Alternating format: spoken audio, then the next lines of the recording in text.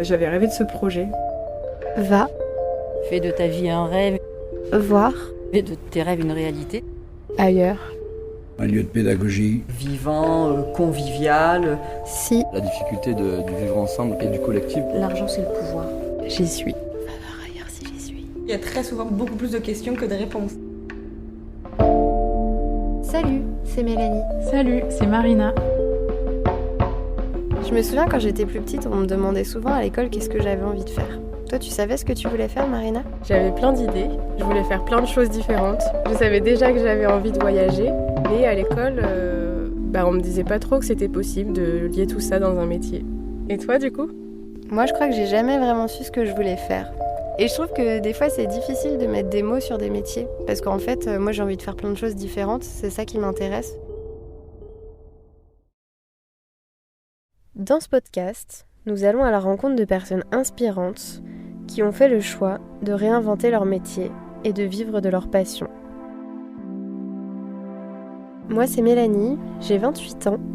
Quand j'étais plus jeune, j'étais une personne assez timide.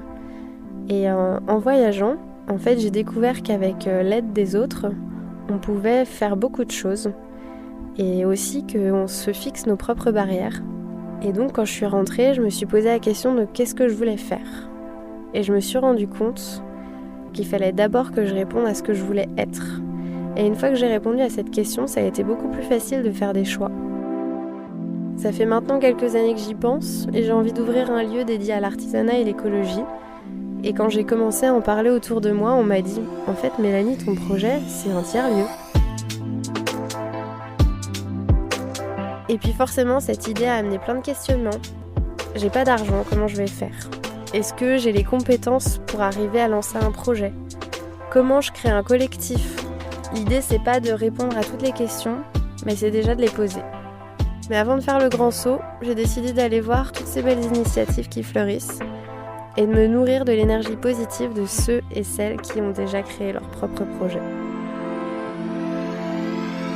Moi, c'est Marina, j'ai 25 ans. J'ai fait des études de cinéma, mais je me suis un peu éloignée de ce milieu parce que je trouvais que c'était un peu trop élitiste. Jusqu'à ce que je fasse une expérience à Montréal qui a bouleversé mes envies. J'ai rejoint l'équipe d'un festival engagé et gratuit et je me suis vraiment rendu compte là-bas du pouvoir des images, de la force que ça donne en fait de permettre au débat d'exister dans l'espace public. C'est ça qui me motive vraiment en fait, de lier les gens par l'art et la culture et de créer des espaces de sociabilisation autour de ça. Et on est beaucoup à se poser les mêmes questions et à exprimer les mêmes envies d'un monde différent, où on repense notre lien au travail et notre manière de faire société. J'avais aussi cette envie d'aller à la rencontre de toutes ces personnes qui se mobilisent pour façonner un autre monde qui soit plus résilient, plus humain. Et donc quand j'ai vu le message de Mélanie qui recherchait quelqu'un avec qui partager cette expérience, ça a tout de suite fait sens pour moi, même si on ne se connaissait pas.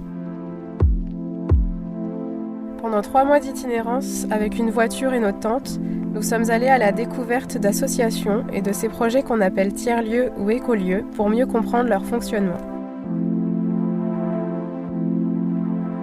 L'idée de ce podcast est de vous faire vivre ce voyage avec nous et de vous donner aussi toutes les clés pour lancer votre propre projet.